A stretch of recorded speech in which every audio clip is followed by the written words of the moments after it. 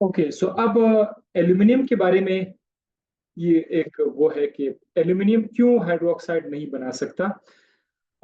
एक तो उसके बारे में लिखा हुआ कि एम्फोटेरिक है। एम्फोटेरिक का मतलब क्या है? जैसे कि हम पहले भी पढ़ चुके थे कि जो चीज अपने आप को एसिड और बेस दोनों शो करता है, जो अपने आप को एसिड भी शो करता है, आमतौर पर चीजें या तो एसिड होती है या बेस होती है। तो जब दो हो, जो एक ही चीज अपने आप को एसिड भी शो करे बेस भी शो करे, वो एम्फोटेरिक है। एल्यूमिनियम के हवाले से क्या कहा जा रहा है कि ये क्यों ऐसा नहीं कर रहा है?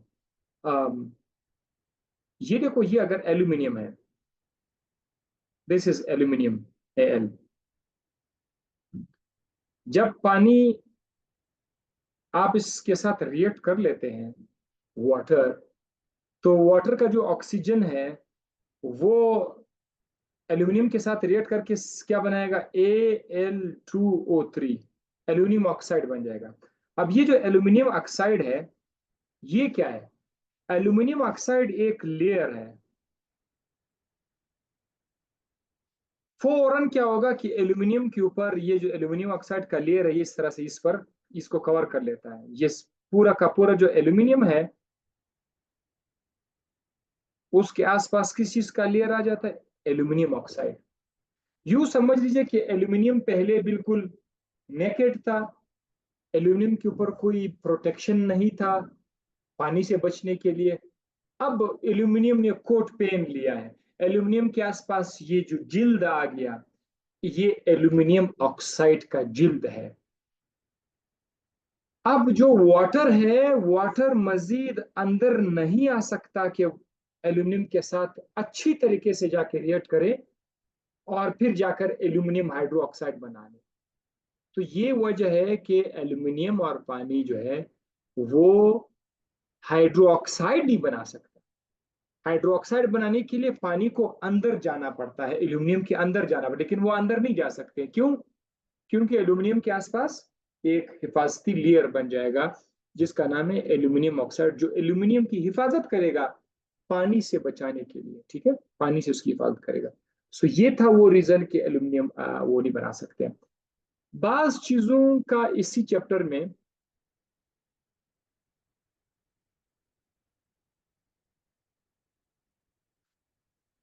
बाज चीजों का रीजन है कि ऐसा क्यों हुआ, ऐसा क्यों नहीं हुआ। लेकिन बहुत सारी ऐसी चीजें जिसका रीजन नहीं है। अब जैसे कि एल्यूमिनियम है, ये बुक में, अब बहुत सारी जगहों पर आपको बुक में कुछ चीजें नजर आएंगी कि बहुत सारी ऐसी चीजें जिसका बुक में भी कोई उसको एक्सप्लेन नहीं किया हुआ है कि ऐसा क्यों हो रहा है। सो फिर हम बाहर से कोशिश करते हैं कि कहीं से चेक करें उसका जवाब लेने के लिए। सो कुछ चीजें बहुत कंसेप्चुअल होती है।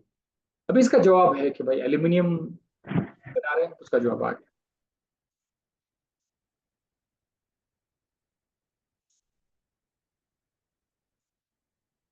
अच्छा, बाकी जो कुछ और रीजन है ये सिर्फ आप लोग रीडिंग के लिए लें। देखो, आपको कंसेप्ट क्लियर हो गया, बस आपने ये याद रखना है।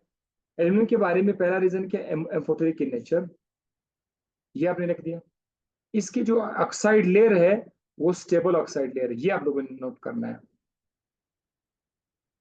ये जो ऑक्साइड लेयर है ना, Al2O3, ये जरा देखो, मैं इधर इसके साथ लिखता हूँ, क्या लिखता हूँ? स्टेबल। स्टेबल का मतलब ये है कि ये अब खराब नहीं होगा, इसकी हिफाजत करेगा। मैग्नीशियम की केस में इसी तरह का लेयर बन जाएगा, मैग्नीशियम ऑक्साइड बन जाएगा, लेकिन वो मैग्नीशियम के केस में वो स्टेबल नहीं है। वो लेयर जल्दी खराब हो जाएगा, तो पानी को मौका मिलेगा कि वो हाइड्रोक्साइड बना दे। मैग्नीशियम के केस में मैग्नीशियम हाइड्रोक्साइड बन सकता है। मैग्नीशियम के केस में मैग्नीशियम ऑक्साइड का लेयर बन सकता है, लेकिन वो स्टेबल नहीं है कि वो मैग्नीशियम की हिफाजत कर सके।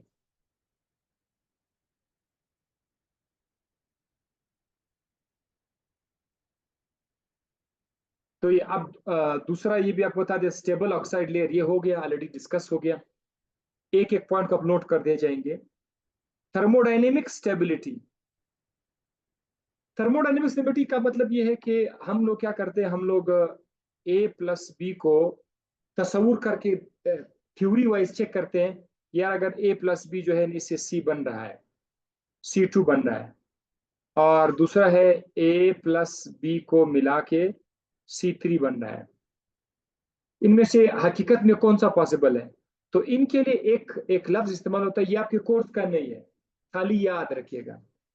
एक फार्मूला है, गिब्स इक्वेशन उसका नाम है, Gibbs equation, GIBBS something, Gibbs equation. उस इक्वेशन में एनर्जी का कैलकुलेशन आती है कि एनर्जी को हम किसी रिएक्शन की एनर्जी को कैलकुलेट करते हैं, एनर्जी, उसको बोलते हैं गिब्स फ्री एनर्जी। अगर थ्योरी के दौरान हमें वो पॉजिटिव मिले, गिब्स की फ्री एनर्जी अगर पॉजिटिव मिले, तो वो हो जाएगा नॉन स्पॉन्टेनियस।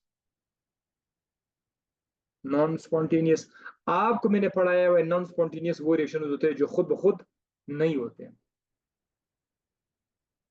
नॉन स्पॉन्टेनियस वो रिएक्शन होते हैं जो खुद ब खुद नहीं होते हैं। अब एल्यूमिनियम के केस में, जब एल्यूमिनियम हाइड्रोक्साइड के लिए आप लोग पुट करोगे, क्या एल्यूमिनियम हाइड्रोक्साइड का बनना फिजिबल है थर्मोडायनेमिकली, यानी रिएक्शन वाइज? तो गिव इसकी गिब्स एनर्जी पॉजिटिव आ रही थी, पॉजिटिव जब आ गई तो उसका मतलब है कि ये नहीं हो सकता। लेकिन जब आप मैग्नीशियम हाइड्रोक्साइड को के ऊपर गिब्स का फार्मूला अप्लाई करते हैं, एनर्जी कैलकुलेट करते हैं, उसकी एनर्जी फिर माइनस में आ जाती है। तो माइनस में आ जाती है, इसका मतलब है कि वो रिएक्शन खुद ब खुद हो सकता है, तो पॉसिबल है। सो लिहाजा एक एल्यूमिनियम के एक सवाल के पीछे कई रीजन हो सकते हैं। बुक से आपको ये सारे नजर नहीं आएंगे, यू कैन चेक, आप लोग जिस भी शेयर से अपने बुक में सारे रीजन आपको नजर नहीं आएंगे, लेकिन एमडीके टेस्ट में कुछ भी हो सकता है। आपके पास कोई प्रूफ भी नहीं है कि ये तो रिलेटेड है, ओके, कि ये तो आउट ऑफ कोर्स है, वो तो भाई रिलेटेड है, फिर क्या बोलोगे? सो जैसे मैंने पहले भी कहा था, हम कोशिश करते हैं कि किस किस हद तक हम चीजों को अनलॉक कर सकते हैं पॉसिबली। बाजे से बहुत सारी चीज इसको सिर्फ हमें पता होता है कि इसको सिर्फ आप याद कर ले, ठीक है। बाकी इन्होंने कहा, in contrast to magnesium can form magnesium hydroxide, magnesium hydroxide, magnesium क्या है, बेसिक है इन नेचर में, magnesium is basic metal which means it really form hydroxide when react. अब चूंकि मैग्नीशियम बेसिक है, तो बेसिक मेटल जो है वो हाइड्रोक्साइड बना सकता है, इसमें तो कोई शक ही नहीं है। हम तो एल्यूमिनियम की बात कर रहे थे, एल्यूमिनियम तो दोनों है, वो तो एसिड भी है बेस भी है। ये देखो, ये बात अब यहाँ पर आ गई कि मैग्नीशियम के केस में जो ऑक्साइड लेयर है वो लेस स्टेबल है। लेस स्टेबल मतलब अपने आप को खुद तोड़ देगा, अपने आप को बचा नहीं सकता। जब वो लेयर खुद ब खुद उसका कोट टूट जाएगा, तो पानी के लिए तो मौका मिल जाएगा कि रिएक्ट करे। थर्मोडायनेमिक स्टेबिलिटी, आप देखो मैग्नीशियम की थर्मोडायनेमिक स्टेबिलिटी जब हमने चेक की किस चीज से, उसका जो गिब्स एनर्जी है वो नेगेटिव आ गई, डेल्टा जी मतलब गिब्स की फ्री एनर्जी, रिएक्शन फॉर्मेशन। अच्छा, ये था एल्यूमिनियम के बारे में रीजंस। अब आपका थर्ड पीरियड में आपको पता है कि सोडियम के बाद मैग्नीशियम है, मैग्नीशियम के बाद एल्यूमिनियम है। अब एल्यूमिनियम के बाद कौन सा है? Silicon, phosphorus, sulphur. ये तीन है, सल्फर के बाद फिर क्लोरीन भी है, फिर आर्गन भी है। हम इन तीन की बात करेंगे। ये जो तीन है, ये पानी के साथ रिएक्ट ही नहीं कर सकते हैं, ठीक है। बाकी तो रिएक्ट कर सकते हैं, लेकिन ये रिएक्ट नहीं कर सकते। आप उसको याद रखना भाई, सिलिकॉन पानी के साथ नो रिएक्शन, फास्फोरस पानी के साथ नो रिएक्शन, और sulphur no reaction. Do not react with water because of their chemical properties and the nature of their bonds. इसकी रीजन हम आपको बता दें कि क्या, इसकी क्या रीजन हो सकती है, क्यों ये पानी के साथ रिएक्ट नहीं हो सकते हैं, जरा देखें। कोवेलेंट बॉन्ड्स, इससे पहले जो बॉन्ड्स थे वो आयनिक बॉन्ड्स थे, sodium, magnesium. Covalent bonds, sulphur and phosphorus form covalent bonds with themselves, यानी सल्फर सल्फर के साथ कोवेलेंट बॉन्ड बॉन्ड बना लेता है, फास्फोरस फास्फोरस के साथ कोवेलेंट बॉन्ड बना लेते हैं, covalent covalent bond. Covalent bond ज्यादा स्ट्रॉन्गर होता है और ये बहुत ज्यादा स्टेबल है। अगर पानी आप ले आओगे, तो पानी इस बॉन्ड को ब्रेक नहीं कर सकते, कैन नॉट ब्रेक बॉन्ड, क्योंकि उनके दरमियान एक बहुत स्ट्रॉन्ग बॉन्ड होता है और वो मॉलिक्यूल की शक्ल में है। सल्फर फास्फोरस इनके दरमियान का जो बॉन्ड है उसको तोड़ना बहुत मुश्किल है पानी के लिए, पानी उसको नहीं तोड़ सकता। So that is the reason कि अब पानी के साथ इसका रिएक्शन ही नहीं होगा। रिएक्शन तो तभी होगा जब ये बॉन्ड टूटेगा, फास्फोरस फास्फोरस के बीच बॉन्ड टूटेगा तो पानी के साथ रिएक्ट करेगा। बॉन्ड नहीं टूटेगा तो पानी कैसे उसके साथ रिएक्ट करेगा। लेकिन आप सोडियम के साथ अगर आप देखो, सोडियम और सोडियम के बीच जो बॉन्ड है, अगर आप पानी में इसको डाल देते हैं तो ये वाला जो बॉन्ड है ये पानी की वजह से बहुत जल्द टूट जाता है, मतलब धमाकेदार रिएक्शन होता है वो। ठीक है, तो सोडियम के केस में वो बॉन्ड पानी तोड़ सकता है, इस केस में वो बॉन्ड कोवेलेंट है, नहीं नहीं तोड़ा जा सकता। सो बॉन्ड का मसला है, एक में एक तरह का बॉन्ड है, दूसरी में दूसरी तरह का बॉन्ड है। अब पता चला कि चीजों में बॉन्ड का नेचर चेंज होने से उनकी प्रॉपर्टी चेंज हो जाती है। आप सोडियम की प्रॉपर्टी देखो, वो पानी के साथ रिएक्ट कर रहा है। सल्फर को देखो, वो पानी के साथ रिएक्ट नहीं कर रहा। तो इल्जाम रीजन बॉन्ड पे आता है। दैट इज वाई हम अक्सर जगहों पे कोशिश करते हैं कि चीजों के बीच बॉन्ड का पता हो। बॉन्ड का पता हो तो आगे हम लोग कुछ गैस कर सकते हैं कि क्या पॉसिबल है।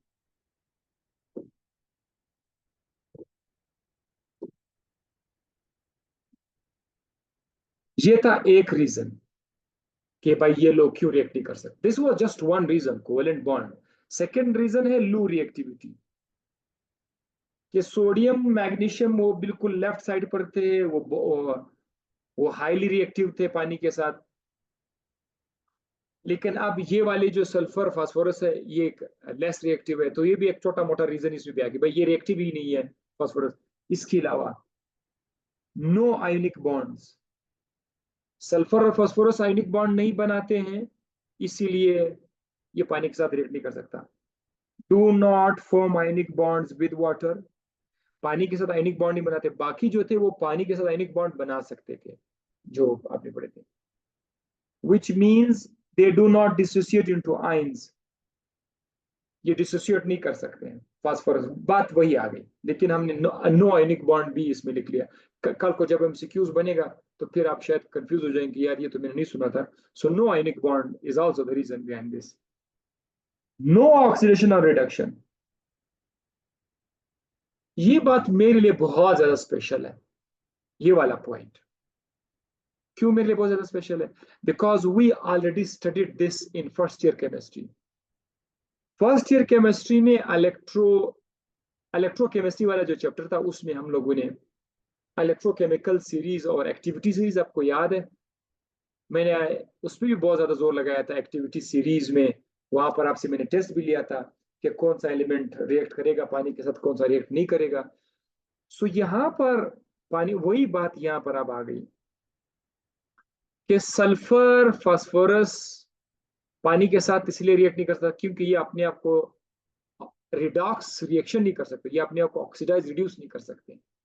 इससे पहले जो मैग्नीशियम था, सोडियम था, एल्यूमिनियम वगैरह था, वो उस केमिकल सीरीज में या एक्टिविटी सीरीज में वो हाइड्रोजन से ऊपर थे। तो वहां पर हमने देखा था कि इसका ऑक्सीडेशन रिडक्शन पॉसिबल है, वो रिएक्शन कर सकते थे। सो यहाँ पर भी एक बहुत बड़ा रीजन है कि सल्फर फास्फोरस क्लोरीन अपने आप को ऑक्सीडाइज रिड्यूस नहीं कर सकते, इसीलिए पानी के साथ रिएक्ट नहीं कर सकते। तो ये भी एक रीजन है, ठीक है, आप लोग उसको ऐड करते जाएंगे। अब वो कहता है इन कंट्रास्ट, इसके मुकाबले में sodium calcium react vigorously with water. वो पानी के साथ रिएक्ट क्यों? क्योंकि वो आयनिक बॉन्ड बना सकते हैं पानी के साथ। सोडियम पानी के साथ आयनिक बॉन्ड बना सकता है, वो बहुत ज्यादा रिएक्टिव है, वो ऑक्सीडेशन रिडक्शन कर सकते हैं। So this was the reason, right. अब सल्फर भी हो गया, फास्फोरस भी हो गया, अब क्लोरीन की बारी है। क्लोरीन पानी के साथ रिएक्ट कर सकता है, जी हाँ, लेकिन इसका स्टाइल अलग है। वो कैसे? क्लोरीन पानी के साथ रिएक्ट करेगा तो आपको HCl मिलेगा और दूसरा HOCl मिलेगा जिसका नाम है हाइपोक्लोरस एसिड। आप लोग इसका नाम याद रखिएगा, फार्मूला। HCl का फार्मूला तो सबको याद है, हाइड्रोक्लोरिक एसिड HCl। HOCl क्या है? Hypochlorous acid. HOCl हाइपोक्लोरस, ये दो तरह के एसिड बनेंगे जब आप क्लोरीन को पानी के साथ। अब ये कितना बड़ा कंट्रास्ट आ रहा है। जब आप सोडियम और मैग्नीशियम को पानी के साथ रेट कर रहे थे, वहां पर हाइड्रो ऑक्साइड बन रहे थे जो कि बेसिक थे, सोडियम हाइड्रोक्साइड। यहां पर जब आप क्लोरीन को पानी के साथ रेट करते हैं तो एक बिल्कुल एक अलग चीज बन रहा है। ये एसिड बन रहा है, वहां पर बेस बन रहा है। क्योंकि सोडियम और मैग्नीशियम का खानदान वो एस ब्लॉक में है, ये जो बाकी आपका क्लोरीन है ये पी ब्लॉक में है। तो इनका नेचर काफी हद तक चेंज होता है। यहाँ पे तो रिएक्शन भी उसकी तब्दीली आ जाती है। ये पानी के साथ हाइड्रोक्साइड नहीं बना रहा है, क्लोरीन हाइड्रोक्साइड नहीं बना रहा है, क्लोरीन पानी के साथ मिलकर HCl बना रहा है, HOCl बना रहा है। और अगर इसी क्लोरीन को आप पानी के साथ रिएक्ट करोगे सूरज की रोशनी में, तो फिर HCl के साथ सिर्फ ऑक्सीजन बनेगा। याद करना पड़ेगा आपको, ठीक है। अगर जस्ट पानी है तो HCl और हाइपोक्लोरस एसिड, और अगर सनलाइट में पानी की मदद से रिएक्ट करोगे तो HCl और ऑक्सीजन गैस बनेगा। This reaction occurs because chlorine high reactivity. अब ये रिएक्शन क्यों हो रहा है, मतलब अगर आप ये क्यों हो रहा है, वो नहीं हो रहे थे, ये क्यों हो रहा है? सल्फर फास्फोरस नहीं था। अब इसका भी रीजन दिया हुआ है कि भाई ये क्यों हो रहा है। Because chlorine is highly reactive, chlorine बहुत ज्यादा रिएक्टिव है। ये बिल्कुल इलेक्ट्रोनेगेटिविटी के पॉइंट ऑफ व्यू से अगर आप देखें तो इलेक्ट्रोनेगेटिविटी इसकी बहुत ज्यादा है, इस पीरियड में इसकी सबसे ज्यादा इलेक्ट्रोनेगेटिविटी है। एंड ऑक्सीडाइजिंग प्रॉपर्टीज, क्लोरीन की भी ऑक्सीडाइजिंग प्रॉपर्टीज है, क्लोरीन की ऑक्सीडाइजिंग प्रॉपर्टीज हैं, जिसकी वजह से ये पानी के साथ रिएक्ट कर सकता है। तो लिखा हुआ है allow it to readily interact with an oxidise water molecule. Chlorine पानी को ऑक्सीडाइज कर सकता है बिकॉज ये बहुत ज्यादा रिएक्टिव है। ये था इसका रीजन। नाउ रिएक्शन विद ऑक्सीजन कर लेते। ऑक्सीजन के साथ इनकी क्या रिएक्शन होंगे? आपने पानी के साथ सबको पढ़ लिया ना, पानी के साथ क्या था क्या नहीं था, क्या था क्या नहीं था। अब ऑक्सीजन की बारी है। अब ये आपको याद करना पड़ेगा, मैं देखता हूं जो जो चीज कोई वो हो वो आपको साथ साथ में बता सकूं। सोडियम ऑक्सीजन के साथ मिलेगा, सोडियम ऑक्साइड बनेगा Na2O, सोडियम ऑक्साइड। अगर सोडियम ऑक्सीजन के साथ दो सोडियम हो तो Na2O2 बनेगा, Na2O2। इसमें से एक नॉर्मल ऑक्साइड होगा, एक पर ऑक्साइड होगा। आगे हम इस पे नॉर्मल ऑक्साइड और पर ऑक्साइड पे मजीद बात कर लेंगे, आगे आ रहा है तो क्यों उस पर करें। बहरहाल आप इतना याद रखिए कि जब सोडियम ऑक्साइड के साथ रहेगा तो सोडियम ऑक्साइड बनेगा। सोडियम ऑक्साइड में दो ऑप्शन हो सकते हैं, एक Na2O हो सकता है, एक Na2O2 हो सकता है, दोनों सोडियम ऑक्साइड, ठीक है। एक नॉर्मल ऑक्साइड है, एक सुपर ऑक्साइड है। बाकी मैग्नीशियम के साथ ऐसा कुछ नहीं है, मैग्नीशियम जब पानी के साथ ऑक्सीजन के साथ रिएक्ट करेगा तो मैग्नीशियम ऑक्साइड बनेगा। एल्यूमिनियम जब ऑक्सीजन के साथ रिएक्ट करेगा तो एल्यूमिनियम ऑक्साइड बनेगा, Al2O2। ये बहुत आसान, ऑक्साइड ऑक्साइड बन रहा है। यहां पर मैं लिखा oxide layer protects metal from the further corrosion. ये वही बात जो मैंने आपको बताया था कि जब आप एल्यूमिनियम के मेटल को रिएक्ट कर रहे होते हो ऑक्सीजन के साथ या पानी के साथ, तो शुरू में जब आप ऑक्सीजन के साथ एल्यूमिनियम को रिएक्ट करोगे तो ऑक्सीजन क्या करेगा, एल्यूमिनियम की जो ऊपर एल्यूमिनियम है, इस ऊपर वाले एल्यूमिनियम के साथ रिएक्ट करके एल्यूमिनियम ऑक्साइड बना लेता है। ये उसका लेयर इधर बन जाता है, aluminium oxide aluminium oxide aluminium oxide, ये कोट बन जाता है। ये कोट एल्यूमिनियम ऑक्साइड को मजीद प्रोटेक्ट करेगा कि ये मजीद ऑक्सीजन के साथ मिले। तो ना तो अब ये मजीद ऑक्सीजन के साथ मिल सकता है, ना ये पानी के साथ जो पहले भी डिस्कस हुआ था, ये वही बात रिपीट हो गई है। अच्छा यहाँ पर और क्या लिखा हुआ है, सिलिकॉन। सॉरी, एक मिस्टेक है, आप लोग उसको सही करो। SiO2 नहीं है ये सिर्फ Si है। सिलिकॉन को अगर आप ऑक्सीजन के साथ रिएक्ट करोगे तो सिलिकॉन डाइऑक्साइड बनेगा। ये सारी चीजें बहुत आसान है, हर बंदा कर सकता है। Silicon dioxide SiO2। फास्फोरस को ऑक्सीजन के साथ रिएक्ट करोगे तो P4O6 बनेगा। और अगर आप उसी फास्फोरस को P4 लिखा जाता है, ठीक है, फास्फोरस P4, इन चार फास्फोरस के एटम्स आपस में मिले हुए होते हैं। अगर आप ऑक्सीजन के साथ उसको रिएक्ट करोगे तो P4O10 भी बन सकता है। ये बहुत इंपॉर्टेंट है, ठीक है। ऑक्सीजन के अमाउंट पे डिपेंड करता है कि या फास्फोरस P4O6 बनाएगा या P4O10 बनाएगा। P4O6 में फास्फोरस पर +3 का ऑक्सीडेशन नंबर है। जिन जिन स्टूडेंट्स ने इलेक्ट्रोकेमिस्ट्री का चैप्टर हमारे साथ पढ़ा था उनको लिए कोई मसला नहीं होगा कि ऑक्सीडेशन नंबर हम कैसे मालूम करते हैं। तो इसीलिए इसको P3 भी बोला जाता है, फास्फोरस ऑक्साइड P3। अगर आपको बुक में P3 नजर आ जाए तो परेशान मत होना।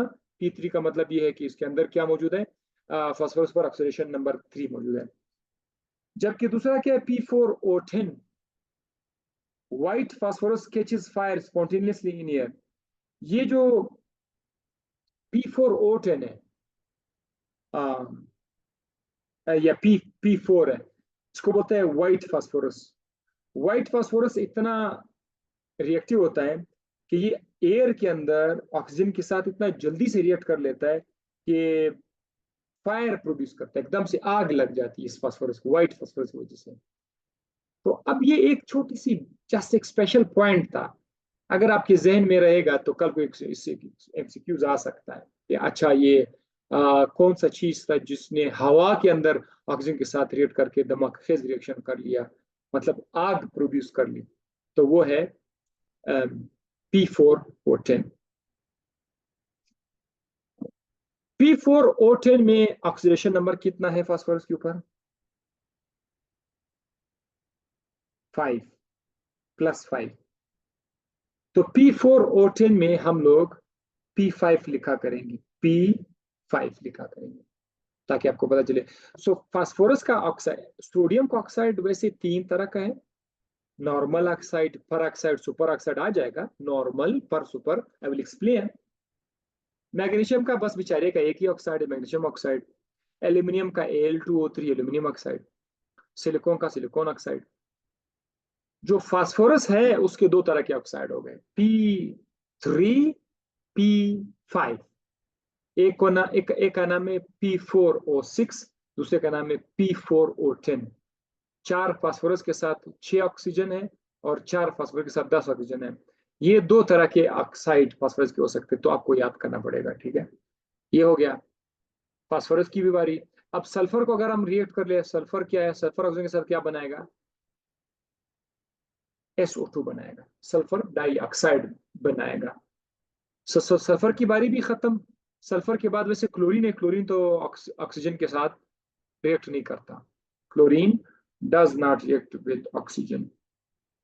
ये डायरेक्टली मतलब रिएक्ट नहीं कर सकता खुद ब खुद, इसके लिए कंडीशन चेंज करोगे तो बना सकता है। सो बहरहाल ये पॉइंट आपने ये नोट करना होगा कि थर्ड पीरियड में हमने देखा सारे के सारे एलिमेंट्स ऑक्सीजन के साथ रिएक्ट कर सकते हैं, ऑक्साइड बना सकते हैं, मां सिवाय आर्गन और क्लोरीन का। क्लोरीन इनके साथ रिएक्ट नहीं कर सकते, तो अपनी वजह क्लोरीन ऑक्साइड बनना है, ठीक है। आगे जाते हैं, रिएक्शन विद क्लोरीन देखते हैं। पानी के साथ हो गया, पानी के साथ आप देख रहे थे कोई हाइड्रोक्साइड बना रहा था, कोई ऑक्साइड बना रहा था, तो कोई तेजाब बना रहा, राइट, याद है ना। फिर आपने ऑक्सीजन को लिया तो बहुत आसान था, सब के सब ऑक्साइड बना रहे थे, उसमें कुछ था ही नहीं। ऑक्साइड बन रहे थे, सोडियम का sodium oxide, magnesium oxide, aluminium oxide, phosphorus P4, P5, P3 and P5 वगैरह। अब आ जाते हैं क्लोरीन की बारी है, क्लोरीन के साथ भी इनको अभी रिएक्ट करें, वही चीजें हैं, sodium, magnesium, aluminium, silicon, phosphorus, sulphur, chlorine. Chlorine chlorine के साथ रिएक्ट नहीं किया जाता, सो हम लोग क्लोरीन का जिक्र नहीं करेंगे। अब देखो यहाँ पे क्या बने, तो ये भी बहुत ईजी है। सोडियम क्लोरीन के साथ बनाएगा NaCl। रिएक्शन बैलेंस नहीं है, आप लोग खुद इसको बैलेंस कर सकते हो। तो अगर मैं इसको ऐसा बना 2NaCl बना तो बस ये बैलेंस हो जाएगा, सोडियम क्लोराइड। जब भी आप देखो तो आपको क्लोराइड ही मिलेगा, क्लोरीन के साथ रिएक्ट करोगे तो क्लोराइड्स मिलेंगे, जो शुरू में मैंने बताया था पिछले लेक्चर में। मैग्नीशियम क्या बनाएगा, MgCl। मिस्टेक आपने थोड़ी सी नहीं करनी, अगर NaCl2 के साथ NaCl बना रहा है तो MgCl2 के साथ MgCl बनाएगा, दिस इज रॉन्ग। MgCl2 बनाएगा। मैग्नीशियम क्लोराइड का फॉर्मूला MgCl2 है, सोडियम क्लोराइड का फॉर्मूला NaCl है। स्टूडेंट्स यहाँ पे गलती ना करें। वो उसको पता नहीं होता, वो सोडियम क्लोराइड का तो उनको पता है कि NaCl है। वो क्या करते हैं, वो मैग्नीशियम क्लोराइड को MgCl ही लिख लेते हैं बस, हर जगह AlCl फलाना Cl वाला। एल्यूमिनियम और क्लोराइड को अगर आप रिलेट करोगे तो क्या बने, Al2Cl3, ऐसा बनेगा। एल्यूमिनियम और उसका क्लोराइड, एल्यूमिनियम क्लोराइड का ये फार्मूला होगा, ठीक है।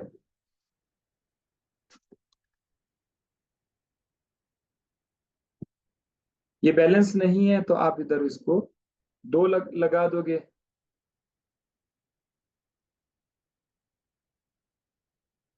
अच्छा सॉरी, इसका AlCl3 है, इसमें 2 नहीं है, ये मैं मिटा देता हूँ।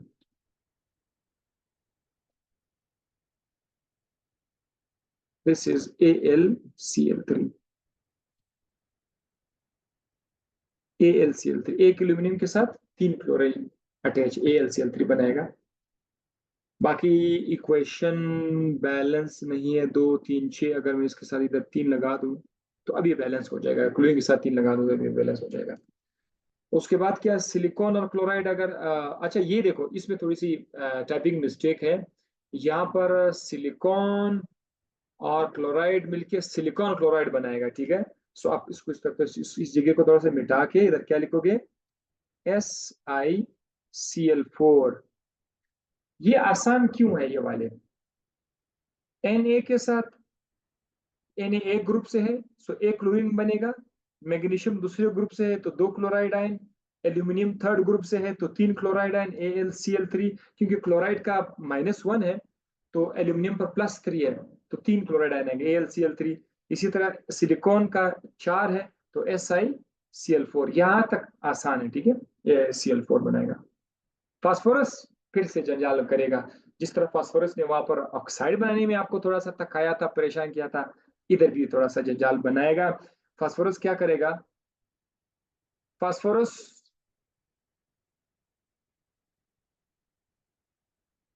P4, इधर मैंने 4 नहीं लिखा हुआ है, 4 लिखना पड़ेगा आपको, आपको नोट दिए कि आप उसमें P4 लिख दो, ठीक है। P4 और क्लोरीन जब रिएक्ट करेंगे तो उसे बनेगा PCl3। इसको यहां से, ये जो Si है, अच्छा सिलिकॉन का रिएक्शन यहाँ पे कर लेता हूँ, ये मैंने फास्फोरस के साथ किया हुआ है, P4 के साथ किया हुआ, तो अगर ये Si मैं इधर से मिटा दूं, Si के लिए इधर कर दूं ये वाला जगह, Si सिलिकॉन +2 क्लोराइड, आगे जाकर क्या बनाएगा, SiCl4 बनाएगा। अब ये खत्म हो गया। यहां पर आकर हम क्या बनाते हैं, यहां पर हम आकर P4 के साथ रिएक्शन करेंगे, इस Si को मिटा के इधर P4 लिख लेते हैं।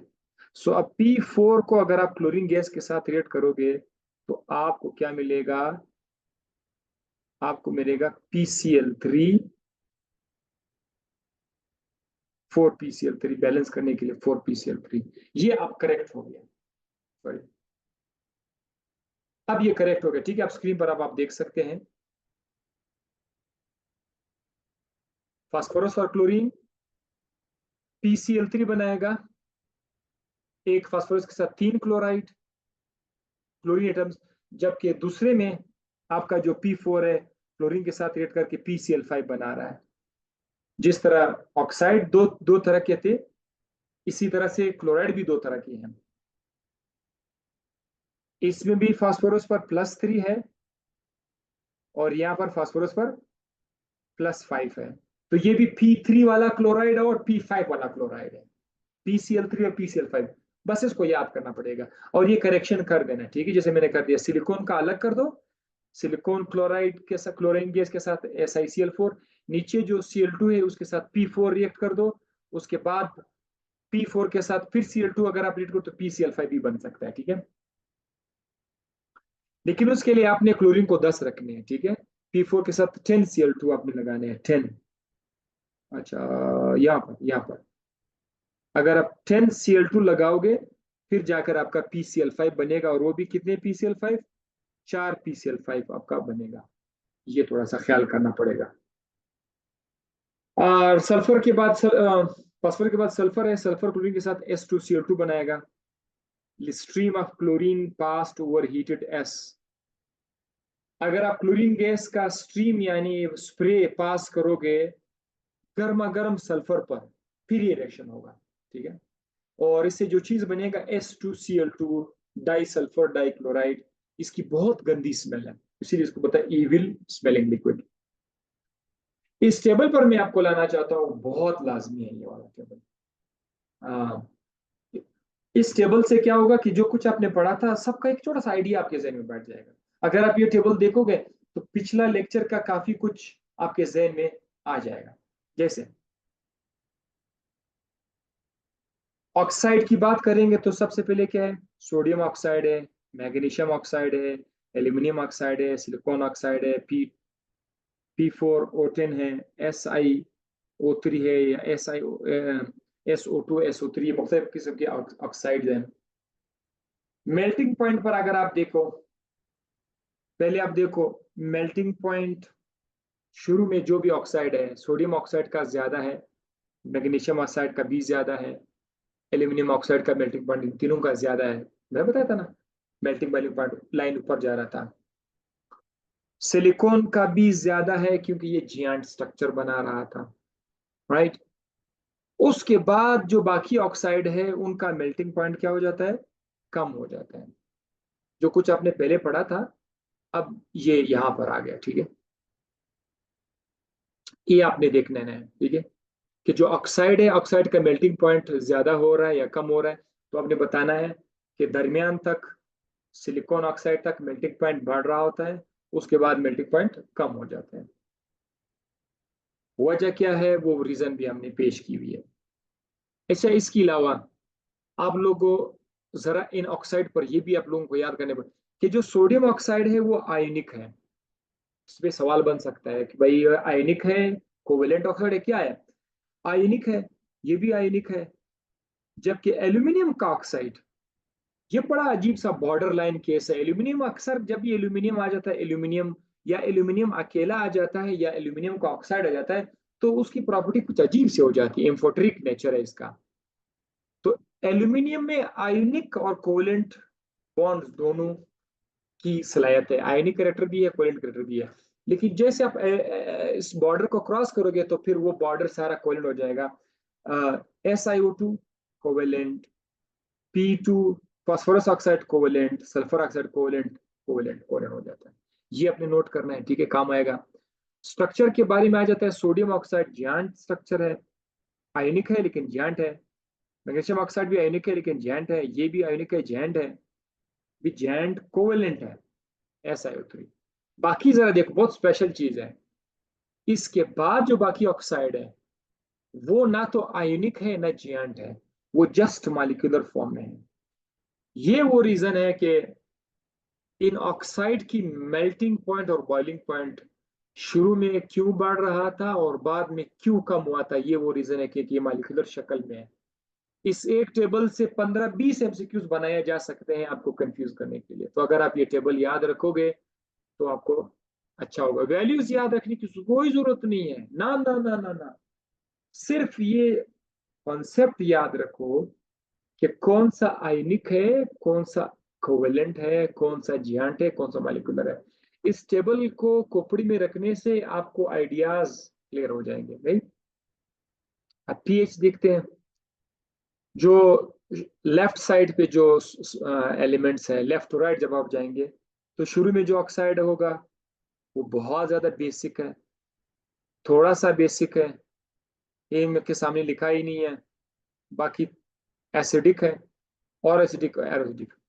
तो ऑक्साइड की जो एसिडिटी है या बेसिसिटी वो भी आपको पता चल गया कि जब आप थर्ड पीरियड स्टार्ट करोगे, लेफ्ट टू राइट जाओगे, तो पहले कौन से ऑक्साइड ऑक्साइड आएंगे? पहले बेसिक ऑक्साइड आएंगे, दरमियान में एम्फोटेरिक होंगे, उसके बाद एसिडिक ऑक्साइड हो जाएंगे। बस इस तरह से हमें याद रखना है। सवाल आ जाएगा फलाना ऑक्साइड एसिडिक है या बेसिक है, तो आपने बताना है, ठीक है। हाँ, एक और चीज, जब आप सोडियम से शिफ्ट करते हैं मैग्नीशियम की तरफ सोडियम भी बेसिक है, मैग्नीशियम भी बेसिक है। अगर आपसे कोई पूछे ज्यादा बेसिक कौन सा है, तो आपने बोलना है कि जो बेसिक प्रॉपर्टी है, बेसिक रेटर है, लेफ्ट टू राइट डिक्रीज हो जाती है। सो सबसे ज्यादा सोडियम पे होगा, मैग्नीशियम पे थोड़ा सा कम हो जाएगा। अगर आप मैग्नीशियम के बाद तीसरे एलिमेंट पर जाओगे तो उसकी बेसिसिटी और भी कम हो जाएगी। फोर्थ पे जाओगे तो खत्म हो जाएगी, फिफ्थ पे जाओगे तो एसिडिटी स्टार्ट हो जाएगी। दरमियान में जो एसिड होगा वो कमजोर होगा। एक्सट्रीम राइट पर, अब जरा हाथ के इशारे को देखो, एक्सट्रीम राइट पर हाईली एसिडिक होगा।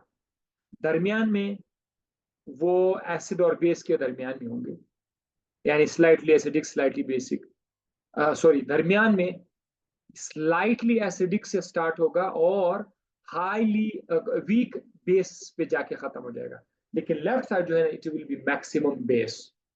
ये इशारा आप लोगों ने याद रखना है। फुल बेस, वीक बेस और वीक बेस, थोड़ा सा एसिडिक, कमजोर एसिड, स्ट्रॉन्ग एसिड और स्ट्रॉन्ग और स्ट्रॉन्ग। तो ये जो एसिड और बेस है ये इस तरतीब से आपने याद रखना है। फुल बेसिक, थोड़ा बेसिक, कमजोर बेस, हल्का एसिड, स्ट्रॉन्ग एसिड और सेमी, इस तरतीब से जाएगा।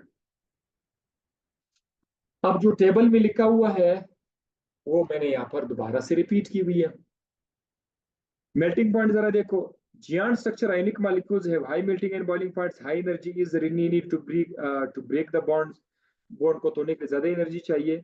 The oxide consists of individual molecules have van der Waals forces which were weaker so easily broken। अब वही लिखा हुआ है कि जिसमें इंडिविजुअल मॉलिक्यूल है वो आसानी से टूट जाते हैं, तो इसका मेल्टिंग पॉइंट कम है। और बाकी जिसका जियांट स्ट्रक्चर है या आयोनिक स्ट्रक्चर है वो मुश्किल से बनता। तो वो ऊपर जो टेबल है वो यहाँ पे नीचे एक्सप्लेन हो गया। नेक्स्ट लेक्चर में हम इलेक्ट्रिकल कंडक्टिविटी से स्टार्ट कर लेते हैं कि वो क्या, यानी अब आप जो पढ़ रहे हैं क्या पढ़ रहे हैं, अब आप लोग ऑक्साइड को डिस्कस कर रहे हैं। ऑक्साइड के बारे में आप लोग पढ़े, मेल्टिंग पॉइंट पढ़े, आगे आपको मजीद पढ़ लेंगे। ठीक है, ये ऑक्साइड स्टार्ट हो चुका है।